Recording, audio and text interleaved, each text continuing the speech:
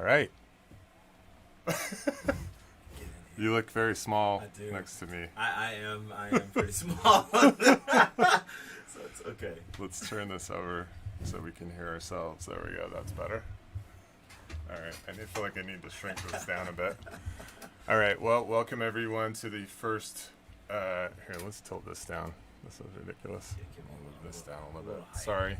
This is a bit of an experiment.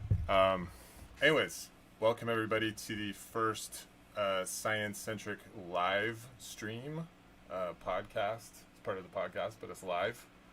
And I have with me my very first in-person guest on the podcast.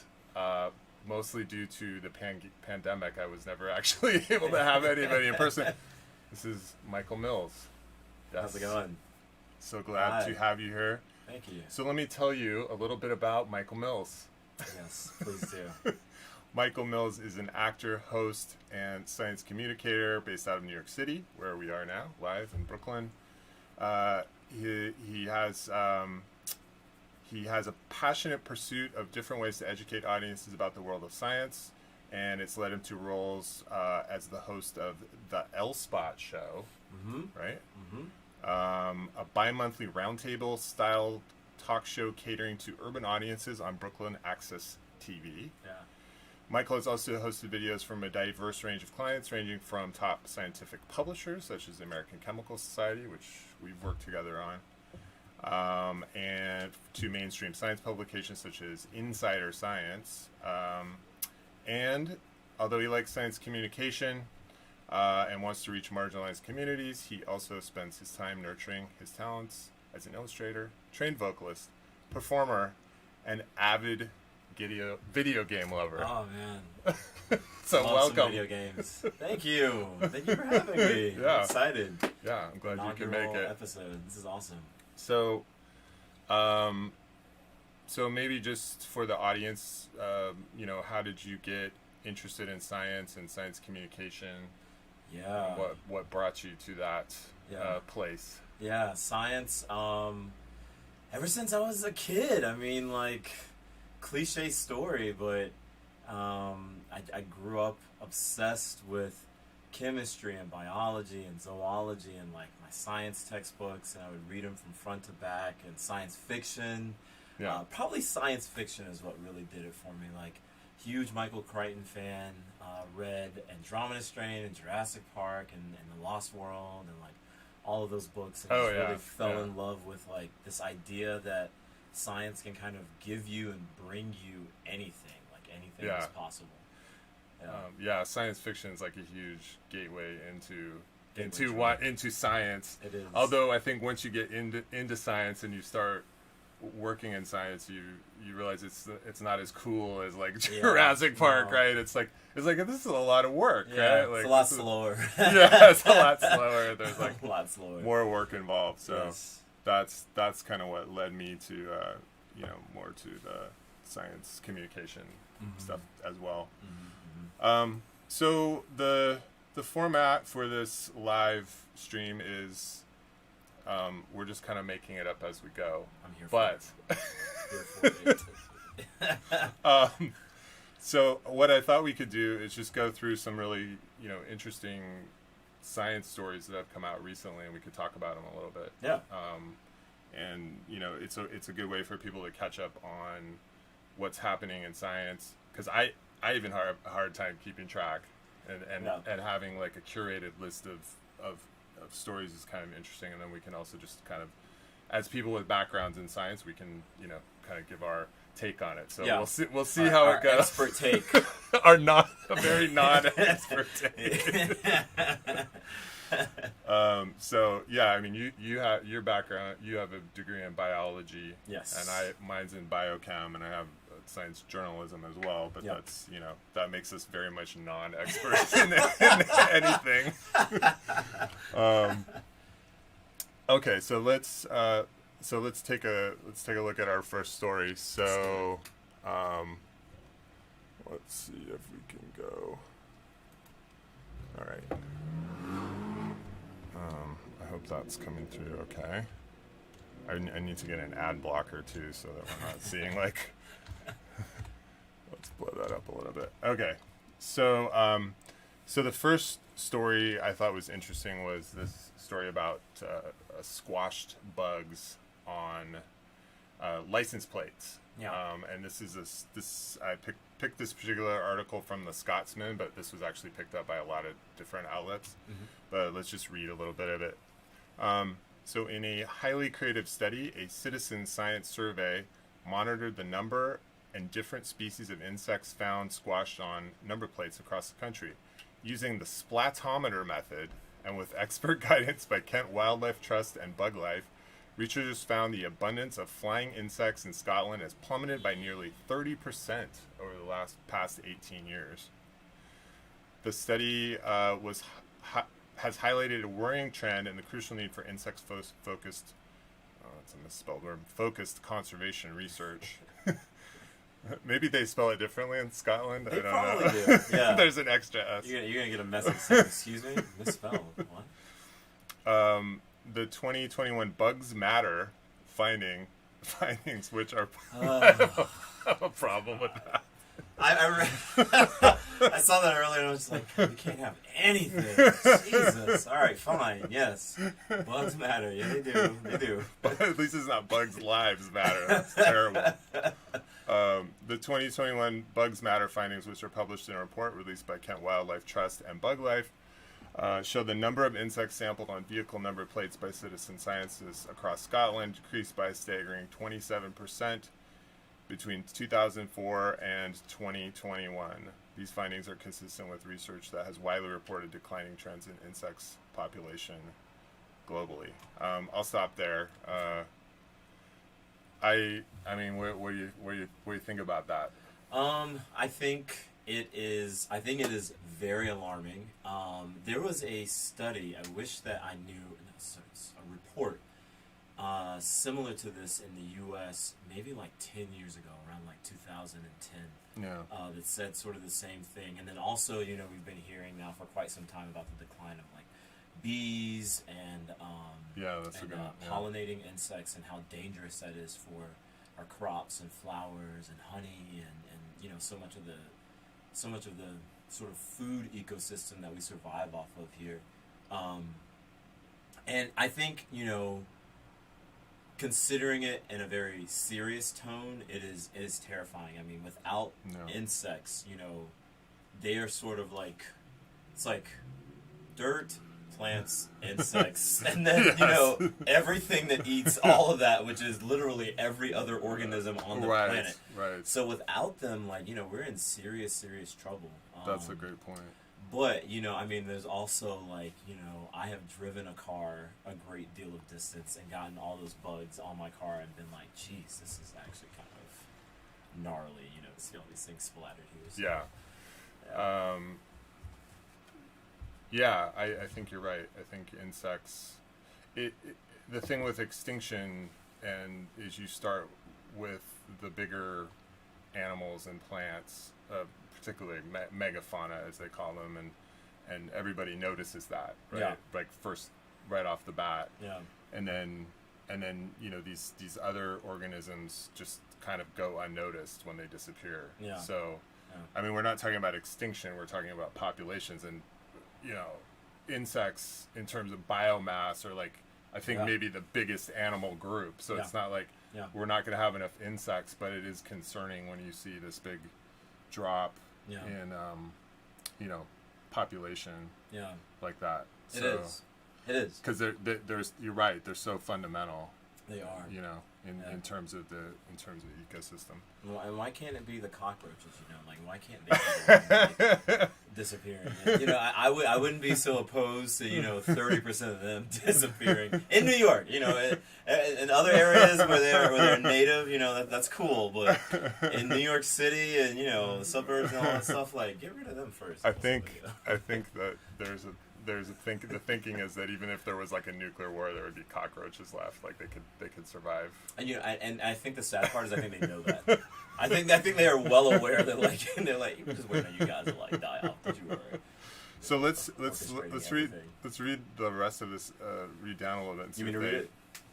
Yeah, if you want to. Yeah, sure. Can you see you see everything? Okay. Insect counts differed across the UK and England, suffered the greatest decline with 65% fewer recorded in 2021 than in 2004. Wales recorded 55% fewer insects, while Scotland saw the smallest decline, still with 28% fewer insects in 2021 when compared to 2004 figures. There were too few surveys conducted in Northern Ireland to analyze and draw conclusions. Inspired by the windscreen phenomenon, the number of insects squashed on the windscreens of cars today compared to several decades ago, Bugs Matter enlists the help of the public to monitor the health of the UK's insect populations. The concept is simple. Before making an essential journey in a vehicle, clean the number plate. After each journey, count the insects squashed on the number plate using a Splatometer grid, which is posted to you when you download the free Bugs Matter app. A photo and count details are submitted via the app. That's nice. That's pretty cool, actually. Yeah. And it's a nice, you know, like it's a rectangle, right? That they can grid out and, you know, actually measure something meaningful. Yeah. So I'm just curious if they mention at all, why they think that it's happening. I didn't know if they got into that. Probably not. Oh, there's a picture of the splatometer. It's like a little grid that goes over your license plate for people listening. Yeah. Anyways, I don't think they didn't really offer much in that.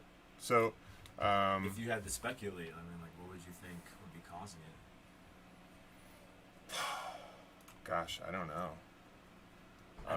Probably like, I mean, climate change, maybe. Yeah. Okay. Yeah, climate change. Yeah. There we go. That's better. Okay. Yeah, I would just think changing climate, like seasonal changes that could affect reproductive cycles.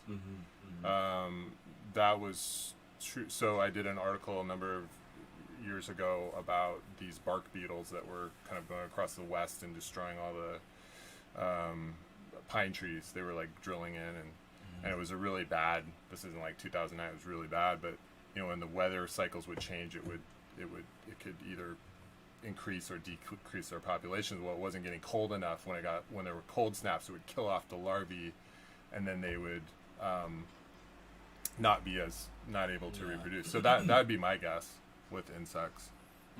You know? Yeah, I would think. I mean, I don't know what's going on in Scotland, but my first guess would be insecticides or pesticides, and then my second guess would be something probably like what you were saying, where the larvae are not being able. Well, the bugs are just not being able to reproduce like in the numbers that they normally are. Because they didn't say that it was one specific type of bug. They just said the insect population like en masse. So whatever it is, it's affecting like all insects. Yeah. It sounds like. Yeah. Cool. I think you should move a little closer. Just we'll do a little forced perspective. There you go. Now you look taller. Still significantly shorter than you, but yes. There we go. All right. Yes, I'm 6'7", so I am 5'7". It's hard to compete with 6'7". But most people, when they probably have seen my podcast, they just like on YouTube, they're just like, oh, he looks like a normal size. But now they're seeing me in relation to like a normal sized human, and they realize it's... All right, cool. Anything else on that? I think we. No, it's interesting. Yeah, it's interesting, concerning. I like that. I mean, that's what I like, that splatometer thing. Yeah. I love citizen science. It's great. All right, since we talked about rats, let's talk about New York City rats. Yum. Yum. Another interesting study. So, this article, the headline is, this is from Science Alert, which is an Australian publication, and they're actually really great. They put out a lot of content, like every day, a lot of articles. They say, the headline is, city rats aren't the deadly disease sponges we think. Scientists explain why. Rats have been seen as filthy disease spreaders since at least the time of the plague, but new research shows that rodents and other city-dwelling animals are less likely to cause the next pandemic than previously thought. Researchers at Georgetown University and Washington, DC studied data on nearly 3,000 mammals, expecting to find that those living in urban environments hosted more viruses that could be caught by humans because they were in such close contact. They found that urban animals did, in fact, carry 10 times as many kinds of disease, but also that more than 100 times as many studies had been published about them. When the research is corrected for this massive bias, a long-standing scientific preference to study animals scuttling under our feet rather than hiding in rainforests, they were surprised to find that rats were no more likely to be the source of a new human disease than other animals. They go on to say, yeah, still don't make friends with the subway rats. Also looking at pigeons, other. Okay, so anyways, I think that's not. I feel like the headline's a little bit misleading here. Yeah. It's like city rats aren't. Well, no, I guess that makes sense. But they are full of diseases. Yeah. But Still it's also vectors. that they're not. They're not Any sort of more dead or any more likely deadly than to have something that would actually affect humans. Yes. Yeah. So I guess that's comforting. Yeah. I mean, it makes sense. I mean, they're saying that, just because it's more so because we have so much research on these animals that live, in these environments with us in urban environments and cities versus going out to the rainforest or, studying a population that is there. They still carry diseases as well. They just are less likely to come in contact with humans. Right. Yeah. Right. But like as we saw with this coronavirus, they actually think that it was these creatures that we don't come in contact with a lot, coming into contact with domesticated animals, and then like those domesticated animals act as like this vector in between the wild animals and us. Yeah. So It's rough. I mean, being mammals, I mean, we have such similar physiology ultimately, so Yeah. it's possible for things to like go from bat to rat to cat to person Yeah. to, It's weird and gross, but it's true. Yeah. It made me think too about the bubonic plague, right? Because that was what we know now. I mean, back in the day, they thought it was like the bad air, that was causing it or whatever, Could you imagine living back then? Yeah. Like, what am I gonna do? Like, I can't get away from the air. Like, what do I do? And they had this vague notion it had maybe something to do with pests, but turned out to be fleas actually that were passing the plague from rats to humans. So it wasn't direct transmission there either. Yes. I guess when I think of rodents too, I think about hantavirus and things like that. So they do carry their feces can carry some. Yeah, and they diseases. mentioned, I think in the article, I forgot the name of it, but there's a virus that they talk about specifically there. But yeah, obviously, COVID-19 is a fantastic example of literally this, or the bubonic plague. Yeah. Well, yeah. There's doubts about that too, whether it was really animal born or whatever, but we won't get into that. That's a whole other thing, and I'm very confused about it. Okay, so we're just getting like these great segues because we went from like, I think it's you. I think you're giving us all these great segues because now we're talking about coronavirus. So let's talk about coronavirus. Let's do it. Let's give Kovisha a little time. Kovisha. Yeah. I haven't heard that one before. Let's give her a little time. I'm gonna have sorry, I'm gonna open a seltzer here. It's getting a bit warm in here. And it's Cinco de Mayo. It is. Woohoo! Cheers. All right. So this is from Nature. So I love Nature. yes, used to work for them on their multimedia stuff. So they have this article. The headline is: Most U.S. kids have caught the coronavirus. Antibody survey finds.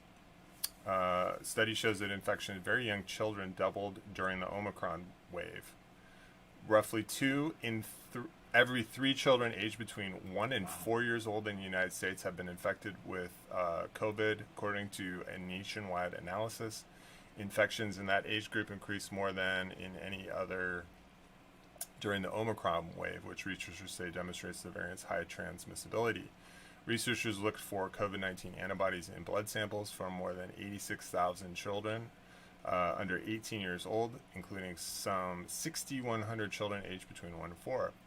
In the youngest children, the number of infections more than doubled from 33% to 68% between December 2021 and February 2022. Although the analysis involved a small number of very young children, the results are consistent with a rapid rise in documented infections in that age group. So let's see.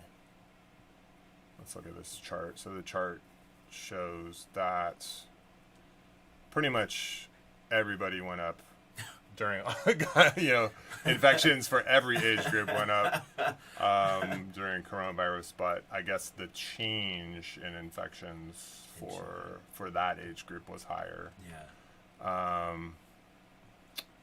So let's see. I'm just trying to get the main points of this. I think this is interesting.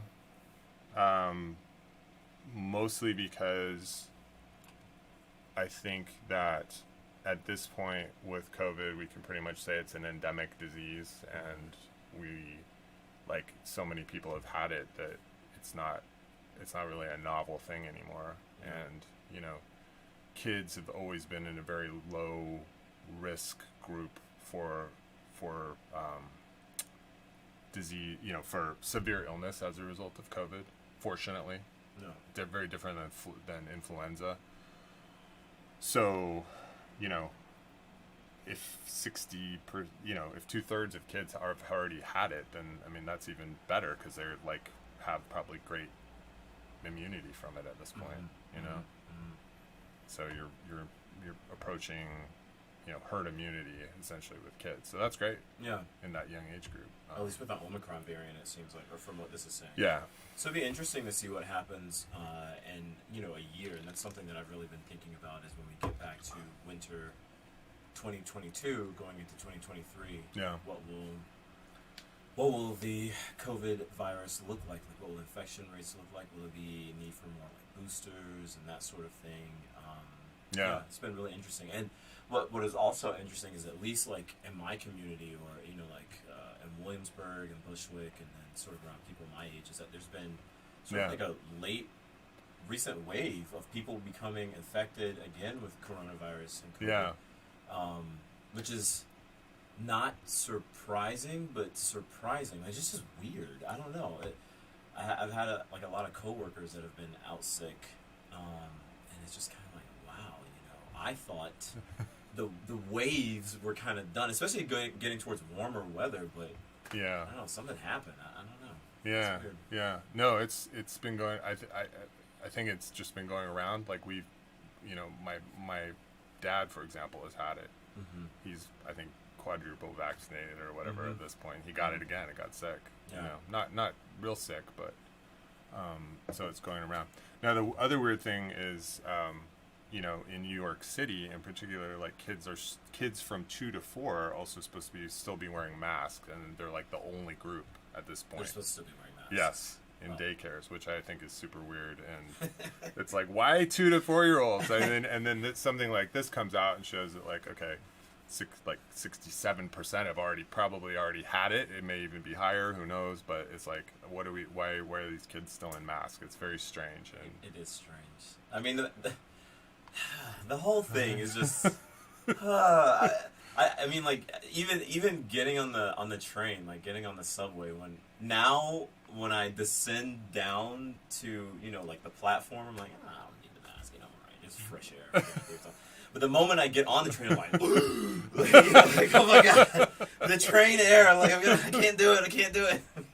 Get me in and out of here as quick as possible. I think that's the experience of a lot of New Yorkers. Is that you know what? We don't mind the mask. We're just gonna coronavirus doesn't matter. We're gonna Yeah. wear it anyways Yeah. because it's often doesn't smell good, and you're all jammed in with everybody, and you know. Yeah.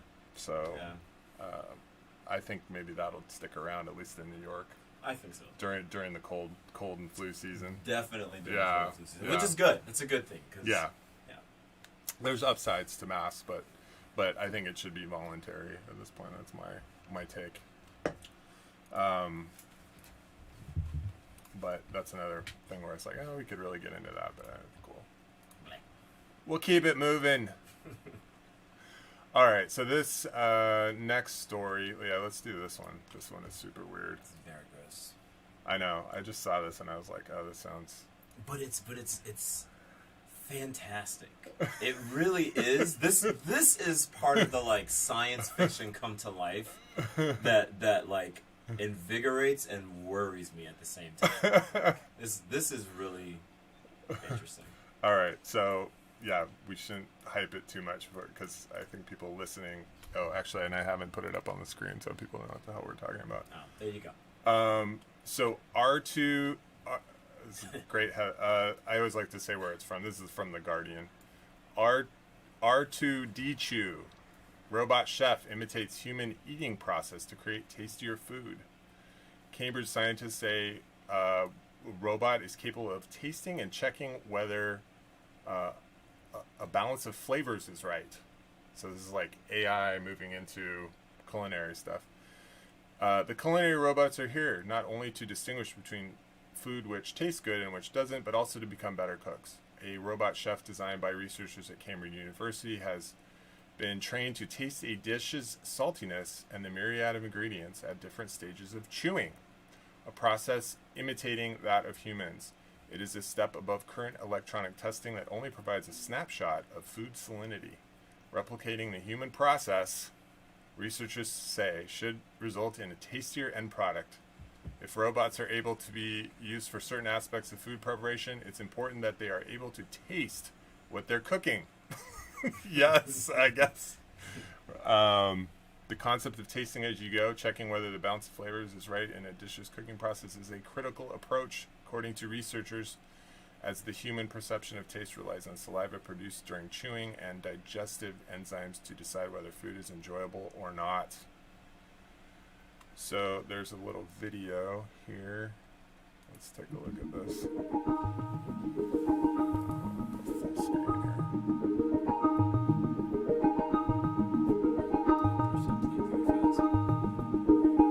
So there's like a robot arm, and what is it doing to that food? There's like a plate of tomatoes and eggs. Which does not look good either. Oh no, look at what it turned it into. That's just kind of mushing it up. Oh, that's a chew.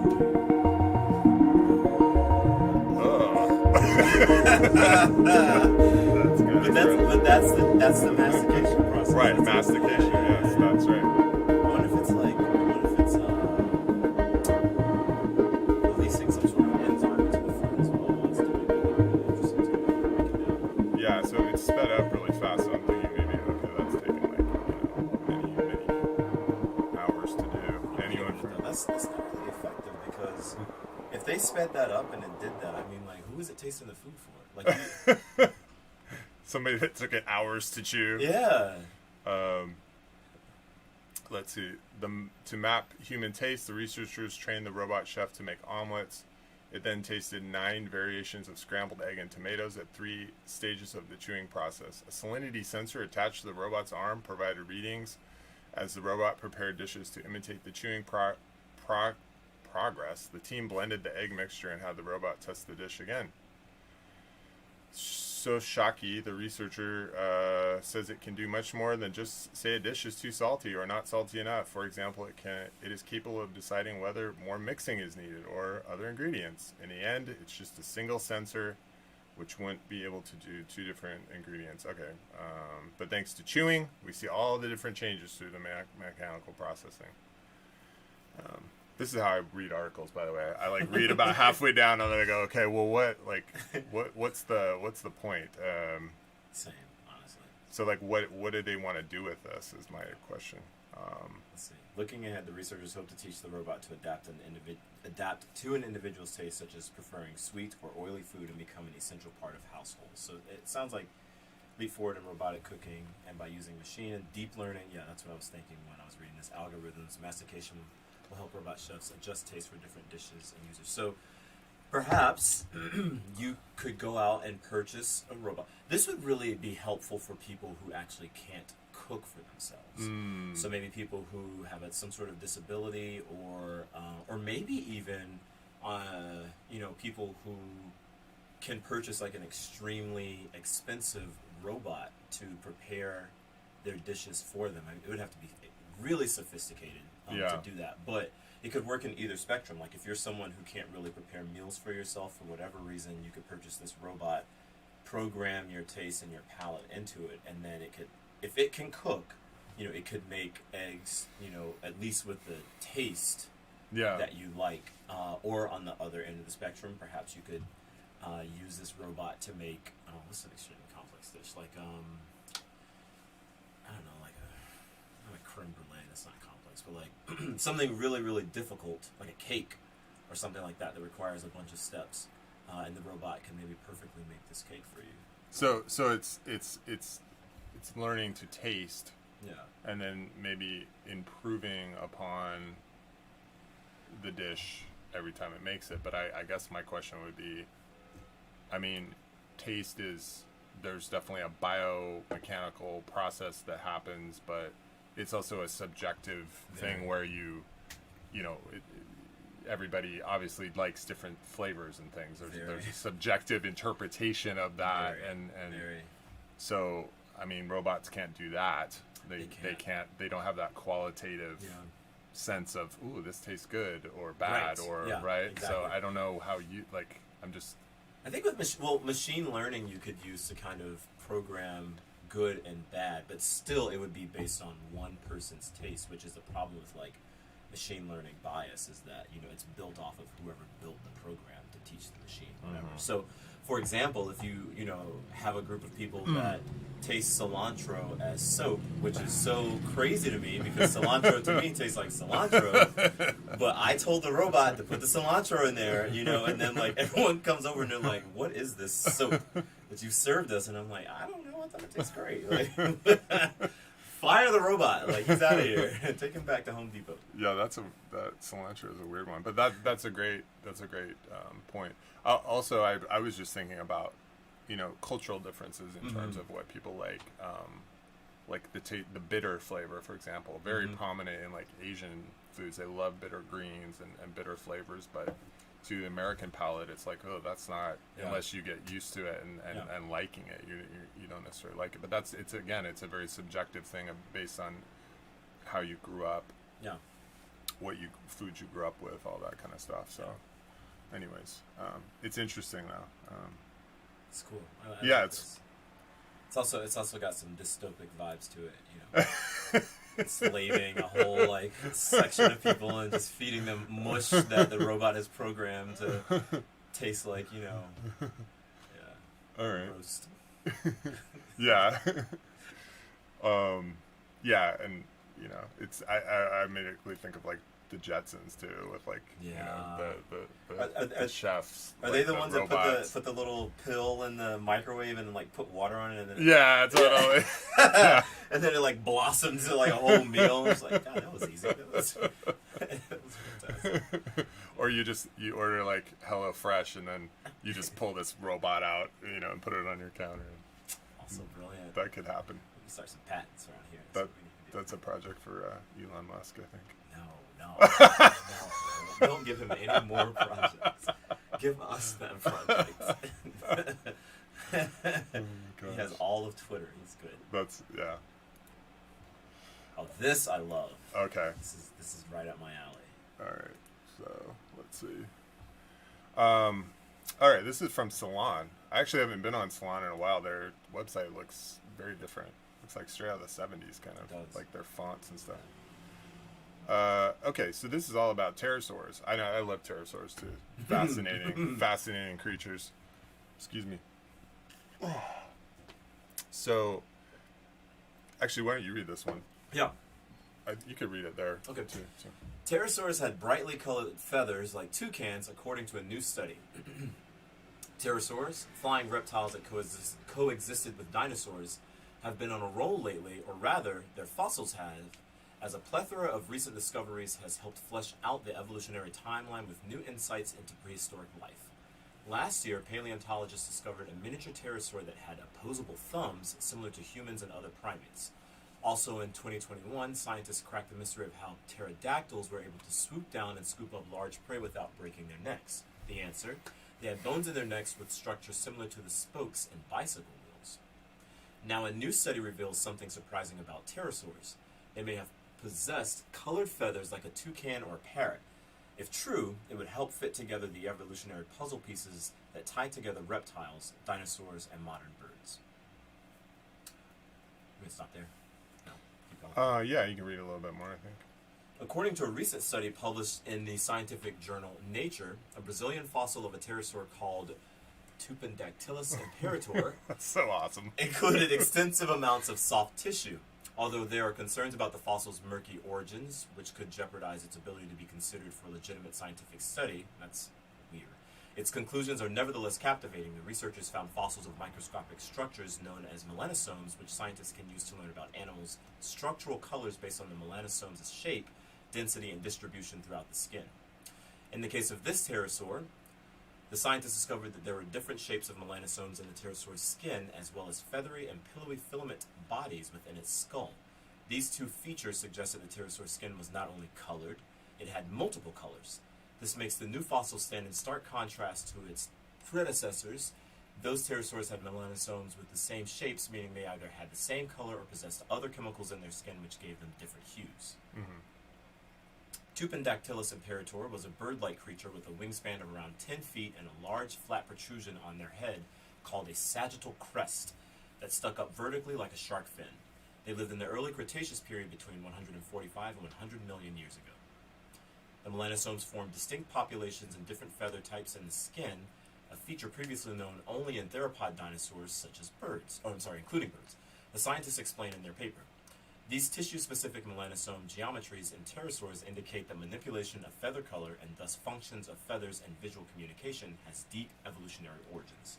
These features show that genetic regulation of melanosome chemistry and shape was active early in feather evolution. Yeah. Okay.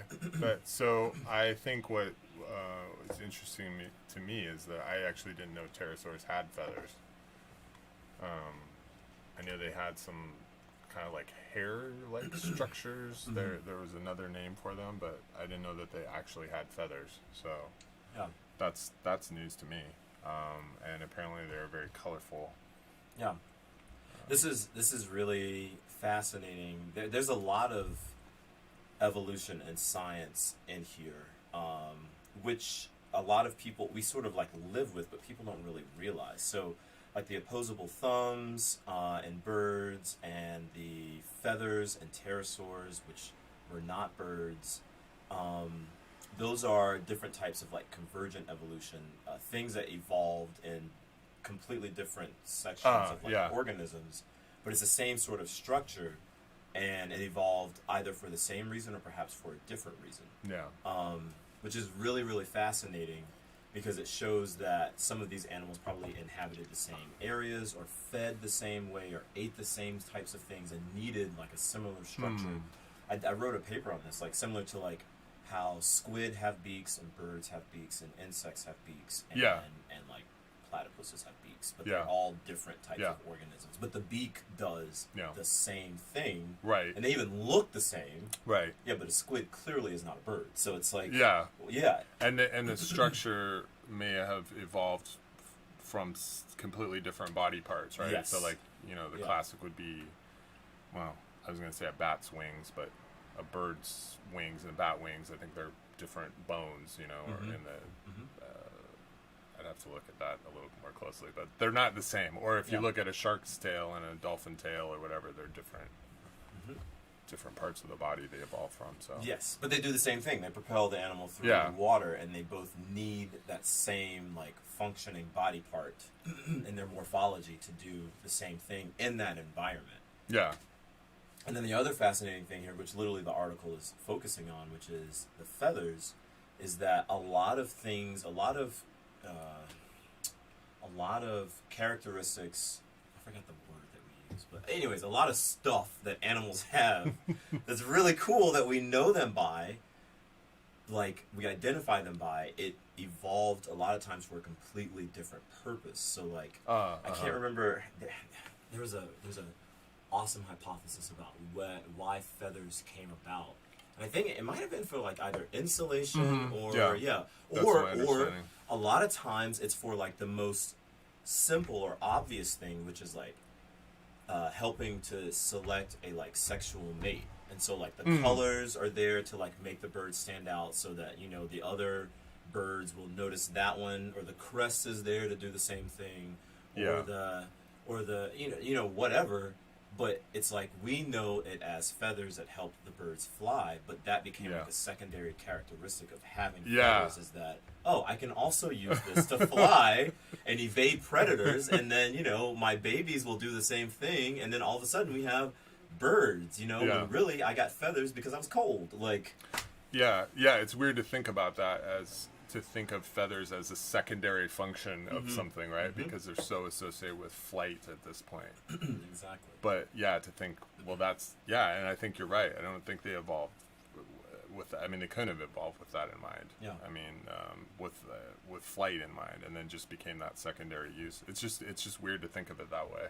It is. And evolution in general is hard. It's a hard thing, I think, for people to grasp, for most people, because it takes thinking about things in cycles, these iterative cycles that like over time things, you know, changed and adapted, and it's hard to talk about too, because it's not just like this then that. It's like this and then that and then that and then that. Okay, and then fast forward like 100,000 years, and then something looks different. You know, it's like, how do you talk about that with people that aren't, you know, scientists or science educated, I guess. But I think pterosaurs are fascinating, and like you're saying, also it's just another example of you know, something evolving multiple times. Yeah. Mammals, reptiles, fish, flying fish. Fish, flying fish, the fish that came out of like the same fish that could actually breathe oxygen is not the same fish that developed like bones in its fins so it could walk on land. Those are two completely different fish. Oh, wow. So that's also fascinating, because you would think that like, well, the fish that could breathe air is clearly the one that like made it on the land, but it's not. It's the one that could like use its feet to grasp and crawl around through like craggy areas to find more food. That's the one that finally made it onto land. Which is, you know, what spawned everything else. Right, because that's right, because there's even lungfish that like breathe oxygen, but they don't really come on land. You know, they just burrow in the mud, and when it gets dry. Anyways, but that's cool. And I just didn't know that pterosaurs even had feathers. So new one on me. Let's see, how are we doing on time? I think we covered the things that we wanted to cover. I don't know. Let's see. Do we have anybody watching this? No, I don't think so. Well, we got some likes. Good. And I thought this was actually kind of fun. Yeah. And it's fun to talk about these stories, and like they just are like, I mean, it's not even necessarily about the story itself. It's just like, it's a segue to talk about other things that you want to talk about, right? Yeah. Like evolution, for example. Yeah. Well, cool. Well, if the one person watching now is that us, maybe I'll be the one person. Write a comment. I'm gonna write a comment to myself. No, I'm just kidding. Anyways, well, I think we should probably wrap up there, unless there's anything else that you wanted to talk about science-wise. Oh, this is great. Okay, cool. It ended on pterodactyls, which is. Love it. Couldn't have asked for anything better. Awesome. Well, I'm so grateful to you for coming on and being the first in-person guest on this new format that we're trying out. Thank you. So I really appreciate it. And for people that are listening to this in audio form, actually, if they're watching the YouTube video later, where can they find you? Where do you hang out? Yes. In the digital realm. In the digital realm, michaelmillscience.com is my website, and then you also can find me at Michael Mills, but Michael spelled the wrong way, MichealMills. Oh, wrong way, sorry. Michael spelled the other way. I don't know. Again, either one's subjective. But yeah, you can find me there on Instagram, and I'm building a science communication Twitter. I think it's actually SciComm Obsessed. I like have, it. Thank you. I don't have any tweets yet, so maybe by the time you watch this or hear this, I'll have started communicating there. But yeah, that's where you can find me, and yeah, let's talk. I love having conversations about everything science, especially biology, megafauna, as you said earlier. Yeah. Microfauna, microbiology. Yeah. But you're into a lot of different stuff. So you're not just, maybe on Twitter you'll be a little more focused, but I've noticed in your Instagram, yeah, it's just you. It is just me. It's very living. raw, very real Michael Mills. Lots of working out, lots of travel, lots of hanging out in New York City, lots of art, lots and lots of like graphic illustration and what else? And lots of music as well. And I originally moved here to do music. Music and entertainment are really like near and dear to my heart. So yeah. Well, I find your Instagram at least very entertaining. So. Thank you. I appreciate it. All right, cool. Well, I guess we'll wrap it up there. And thanks to anybody that might have seen this and watched. And we'll try to do it again. Yes. And I think we'll just stop there. Okay. All right. Awesome. All right, I'm going to flip over here.